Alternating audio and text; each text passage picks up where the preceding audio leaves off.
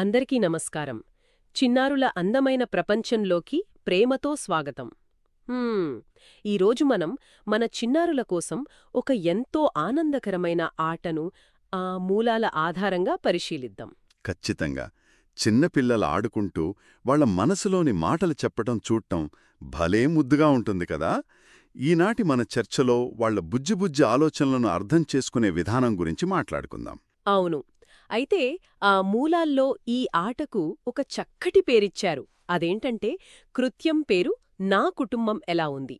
మట్టిని ఉపయోగించి తయారు చేయించటం, గీయటం, పెయింట్ చేయటం. భలే పేరు కదూ. ఈ ఆటతో పిల్లలు తమ కుటుంబాన్ని ఎంతగా ప్రేమిస్తారో మనం సులభంగా తెలుసుకోవచ్చు. ఒక చిన్న గింజకు నీళ్లు పోస్తే ఎలా అందంగా మొలకెత్తుతుందో ఆ పిల్లలు కూడా అలాగే ఎంతో సంతోషంగా ఎదుగుతారు. నిజమేనండి. మరి ఈ ఆటకు కావలసిన వస్తువులేమిటో కూడా మూలాల్లో చెప్పారు కదా. పెద్దగా ఖర్చు లేని వస్తువులే కదా అవి. అవును, చాలా సులభంగా దొరికేవే.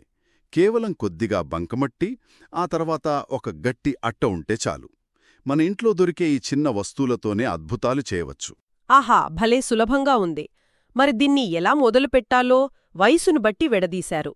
ముందుగా వయసు 3-4 గురించి మాట్లాడుకుందాం.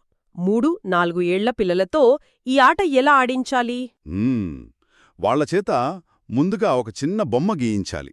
అంటే అమ్మ, నాన్న, అన్నయ్య లేదా చెల్లి ముఖాలను గీయమని మనం వాళ్ళను ప్రేమగా ప్రోత్సహించాలి. ఓహో, వాళ్లకు బొమ్మలు గీయడం చాలా ఇష్టం కదా. అవును, ఆ ముఖంలో కళ్ళు, ముక్కు, నోరెక్కడుంటాయో గుర్తించి గీయమని చెప్పాలి. అంటే వాళ్ళు ఆ చిట్టి చేతులతో బొమ్మలు గీస్తున్నప్పుడు మీ అమ్మ ఏం చేస్తుంది, నానేమంటాడు అని మనం చిన్న చిన్న ప్రశ్నలు అడగాలన్నమాట. అవునవును, సరిగ్గా చెప్పారు. అలా అడిగితే వాళ్ళు ఎంతో ముద్దుగా, సంతోషంగా చెప్తారు కదా.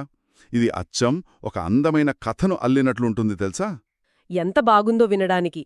సరే, ఇక వయసు 4-5 విషయానికొద్దాం.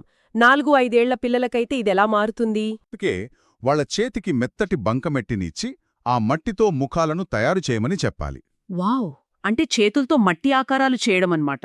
అవునండి, మట్టితోనే కళ్ళు, ముక్కు, నోరు కూడా చేయించాలి. ఆ తర్వాత కుటుంబమంతా కలిసి ఆనందంగా ఆడుకునే ఒక ఇల్లు లేదా మైదానం బొమ్మను గీమని కూడా అడగాలి. ఇది వాళ్ల చేతులతో వాళ్లే ఒక అందమైన, సంతోషకరమైన చిన్న ప్రపంచాన్ని సృష్టించడం లాంటిది కదా. అయితే వాళ్ళు ఇలా ఆడుతున్నప్పుడు పెద్దలమైన మనం ఏమి గమనించవచ్చు? మంచి ప్రశ్న. పిల్లలు తమ కుటుంబ సభ్యుల గురించి మాట్లాడేటప్పుడు వాళ్ళు ఎలాంటి కొత్త పదాలను వాడుతున్నారో మనం శ్రద్ధగా చూడాలి. అంటే వాళ్ల మాటల్లో వాళ్ల ఇల్లు ఎలా ఉందో మనకర్థమవుతుందంటారా? ఖచ్చితంగా. అలాగే ఎలాంటి భయం లేకుండా తమ మనసులోని సంతోషాన్ని, మాటలను వాళ్ళు ఎంత స్వేచ్ఛగా బయటపెడుతున్నారో కూడా మనం గమనించాలి. ఎంతో అద్భుతంగా ఉంది. ఒక చిన్న బంకమట్టి ఆట వెనుక ఇంత అర్థముందన్నమాట. మరి ఈ ఆనందకరమైన ఆట ద్వారా పిల్లలు ఏమేం నేర్చుకుంటారు? అంటే సాధించాల్సిన సామర్థ్యాలేమిటి? మూలాల్లో దీని గురించి చాలా సులభంగా చెప్పారు. మొదటిదేంటంటే పిల్లలు తమ మనసులోని భావాలను, ఆ సంతోషాన్ని చక్కగా వాళ్లే అర్థం చేసుకుంటారు. ఆహా, అది చాలా ముఖ్యం గదా చిన్న వయసులో. అవును.